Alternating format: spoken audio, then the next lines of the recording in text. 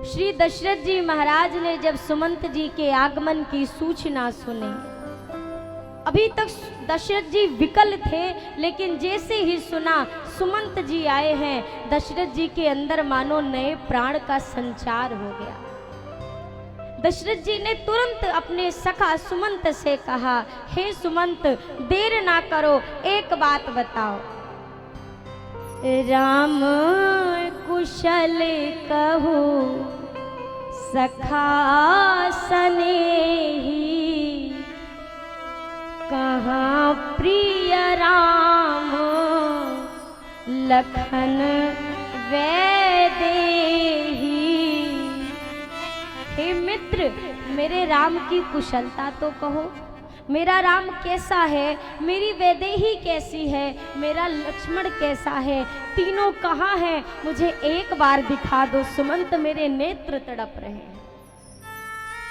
सुमंत जी हाथ जोड़कर बैठ गए, हे नाथ, राम को आपसे ज्यादा कौन जानता है? क्या आप नहीं जानते कि धर्म के लिए राम जी क्या क्या कर सकते हैं? तीनों में से कोई नहीं आया, मैं क्षमा चाहता हूं।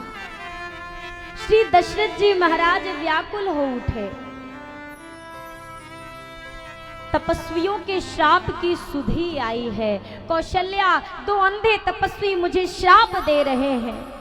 कह रहे हैं, दशरथ, जैसे पुत्र के वियोग में आज हम अपने प्राणों का त्याग कर रहे हैं, तुम भी अपने पुत्र के वियोग में अपना शरीर छोड़ोगे, वैसे ही प्राण छोड़ोगे। मैं निवेदन करूं, हम भजन में झूमें, भजन गाएं, बहुत अच्छी बात है, पर कभी कभी कथा के मध्याह्न कथा की प्रधानता होनी चाहिए। आवश्यक नहीं कि हर 10 मिनट में भजन हो, आवश्यक नहीं हर 10 मिनट में ताली बजाने का अवसर मिले। कथा सुनने का एक भाव ये भी है, कोई भजन ना हो फिर भी मन अगर भगवान से जुड़ा है, ये श्रोता का सबसे सुंदर लक्षण है। जरा धैर्यता से हम आप कथा का श्रवण करें। श्री दशरथ जी महाराज अब कहते हैं, हे पुत्र राम, आपके जैसा बेटा मुझे प्राप्त हुआ, ये मेरे जीवन के पुण्यों का फल था, मेरा सौभाग्य था, पर मेरे जैसा पिता आपको मिला राम, ये आपका दुर्भाग्य था। मेरे जैसा पिता, मेरी वजह से आज आप जैसा पुत्र जिसके पास हो जाए, वो संसार का सबसे भाग्यवान व्यक्ति होता है रघुनंदन, पर आज इस दशरथ के कारण आपको वन की ठोकरें खानी पड़ रही हैं। दशरथ जी कहते हैं, राघव, अब तक प्राण बचा कर रखे थे, क्योंकि एक आशा थी कि राम वापस आ जाएगा। अब मेरी आशा सुमंत के आने के साथ टूट गई रघुनंदन, और अब जब ये आशा टूटी है तो अब मेरे प्राण भी मेरे शरीर को छोड़ने के लिए उत्सुक हैं। इतने दिन आपके बिना अपने प्राण रख लिए रघुनंदन, क्या कम मैंने रखा? पर अब नहीं रख पाऊंगा, बहुत दिन जी लिया, अब नहीं जी पाऊंगा। श्री दशरथ जी महाराज ने जीवन के अंतिम पलों में एक बार पुनः प्रभु का स्मरण किया है। हा रघुनंदन प्राण प्रीते, तुम बिन जियत बहुत दिन बीते। तुम बिन जियत बहुत दिन बीते। आ जानकी लखन हार घुवर, आ जानकी लखन हार घुवर। आपित हित चित चातक जल धर, आपित हित चित चातक जल भर। आपित हित चित चातक जल धर, आपित हित चित चातक जल भर। दशरथ जी महाराज ने जीवन के अंतिम क्षणों में प्रभु का नाम लिया, हे रघुनंदन, हे मेरी प्राण प्रिय पुत्र वधु वैदेही, हे लक्ष्मण, बहुत दिन आपके बिना जिया, पर अब जीने की ना अभिलाषा है ना ही मेरे अंदर सामर्थ्य है, अब नहीं जी सकूंगा। 14 वर्ष तक ये दशरथ राम के बिना अपने प्राण को रख ले, ये इस दशरथ के लिए मुमकिन नहीं है। एक आखिरी बार श्री दशरथ जी महाराज ने अपने मुख से राम राम कहना शुरू किया। अभी केवल 6 दिन का समय बीता है जब राम जी दशरथ जी से अलग हुए हैं। दशरथ जी ने कहना शुरू किया, राम राम कही, राम कही, राम राम कही, राम तन परिहरी रघुवर विरह, राउ गयौ सुर धाम। राम जी के वियोग में दशरथ जी ने अपने प्राण छोड़ दिए। दशरथ जी के शरीर को तत्काल तेल से भरी नौका में रखा गया। कैसा दुर्भाग्य का यह समय अयोध्या के लिए कि जिन चक्रवर्ती सम्राट दशरथ जी के 4 पुत्र हैं, आज जब उनकी अंत्येष्टि करने का समय आया तो 4 में से एक भी बेटा दशरथ जी के पास नहीं। पुत्र रत्न हैं 4, किंतु चारों के चारों दूर हैं घर से। सब कुछ होते एक राजा अपने अंतिम संस्कार को तरसे। तत्काल भरत जी को बुलाया गया। भरत जी आए, माँ कैकेयी के भवन में सीधा पहुंच गए। माँ कैकेयी से कहा, माँ पिताजी कहाँ हैं, भैया राम कहाँ हैं, कोई दिखाई नहीं पड़ता, सभी कहाँ पर हैं। माँ कैकेयी ने कहा, पुत्र तेरे जाने के बाद विधाता ने बड़े सारे खेल खेले, कई बात बिगड़ी तो मैंने बनाई, लेकिन एक बनी बनाई बात को विधाता ने फिर से बीच में बिगाड़ दिया। आपके पिताजी नहीं रहे भरत। इतना सुनते ही भैया भरत मूर्छित हो गए। पुनः एक अपने आप को धीर बंधा करके कहने लगे, माँ मेरे पिताजी ने अंतिम समय में मेरे लिए कुछ कहा क्या, कुछ बोला क्या। मैया कैकेयी ने अब वो बात कही। पुत्र केवल राम को याद कर रहे थे। भरत जी कहते हैं, माँ क्या भैया अयोध्या में नहीं थे, पिताजी याद क्यों कर रहे थे। अब मैया कैकेयी भरत जी को वो बात बताने जा रही हैं जिस बात को सुनने के बाद माँ जानती हैं कि मेरा भरत जीवन में मेरा मुख दोबारा कभी नहीं देखेगा। माँ कैकेयी ने कैसे अपने मन को, लोग कहते हैं कैकेयी माँ का पात्र निंदा का पात्र है, निंदनीय है, पर आप जरा विचार करके देखना, जितना बड़ा त्याग इतिहास में मेरी माँ कैकेयी ने किया है, संसार में ना किसी पत्नी ने वो त्याग किया है, ना किसी माँ ने वो त्याग किया है।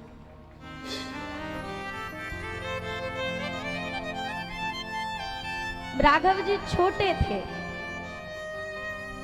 प्रथम बार जब राघव जी ने माँ बोला ना, मैया कौशल्या ने जब वो पहली बार माँ शब्द सुना बड़ी प्रसन्न हुई, पर सुनते ही राघव जी के मुख पर हाथ रख लिया, बोला वारी जाऊं भैया तेरी मैया कैकेयी है।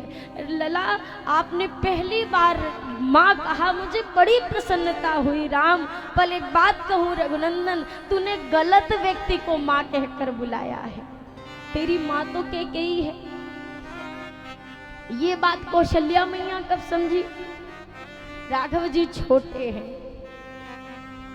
और प्रारंभ से ही राघव जी माँ कैकेयी के साथ ही शयन करते थे। एक दिन मैया कौशल्या सोचने लगी, सारा संसार मेरे राम की छवि के लिए ललायित रहता है, बताओ मैं राम की माँ हूँ, मैं ही उसके दर्शन के लिए दिन दिन भर तरसती रहती हूँ, आज राम को अपने साथ सुलाऊंगी। माँ कैकेयी के भवन में थे राम जी। कौशल्या मैया ने कहा, राम आज बेटा तू मेरे साथ शयन कर जा। ले आई। राघव जी माँ कौशल्या के कक्ष में आए, पलंग पर लेटे हैं। आधी रात्रि का समय हो गया, कभी इधर करवट बदलते हैं, कभी उधर करवट बदलते हैं। माँ थपकी दे रही है, माँ लोरी सुना रही है। राम जी को नींद नहीं आती। मैया कहती हैं, क्या हुआ राम, कोई समस्या है पुत्र, कोई पीड़ा है क्या, तुझे निद्रा क्यों नहीं आती? उस समय राघव जी ने कहा, माँ मुझे मेरी माँ कैकेयी के बिना नींद नहीं आती। मैया कैकेयी ने जब मैया कौशल्या ने सुना, तत्काल माँ कौशल्या ने रघुनंदन का हाथ पकड़ा, कहा चल मेरे साथ। कहाँ माँ? कैकेयी के भवन में। हाथ पकड़कर माँ कैकेयी के भवन में गई, देखा दरवाजा खुला था, दरवाजे के पीछे रोने की आवाज आ रही। भीतर जाकर देखा कौन है, देखा तो एक कोने में बैठकर माँ कैकेयी रो रही थी। मैया कौशल्या ने कहा, कैकेयी आप क्यों रो रही हैं? मैया कैकेयी ने कहा, दीदी आज राम जब मुझसे दूर गया, मुझे ऐसा लगा किसी ने मेरे तन से प्राण निकाल लिया। और वो मैया कैकेयी क्या राम जी का अनभल सोचेगी? हम सोच भी कैसे सकते हैं कि मेरी वो माँ कुछ ऐसा सोच सकती है। राम जी छोटे से थे, माँ कैकेयी अयोध्या के महल के सीढ़ियों पर बैठी थी। राम जी आए, पीछे से हाथ लगाया, माँ कैकेयी के नेत्र बंद कर लिया। माँ बता मैं कौन हूँ? मैया कैकेयी तो राम जी को उनके खुशबू से पहचान जाती थी, लेकिन आज खेल खेलते हुए कहा, मैं जानती हूँ मेरा लक्ष्मण आया है। राम जी ने आवाज बदलकर कहा, सच सच बता माँ, कौन हूं मैं? तू पहचान गई है मुझे, सच बता कौन हूं? इतना सुनते ही लक्ष्मण भैया राम जी ने जब पूछा, माँ कैकेयी कहने लगी, मैं जानती हूं मेरा लक्ष्मण ही है।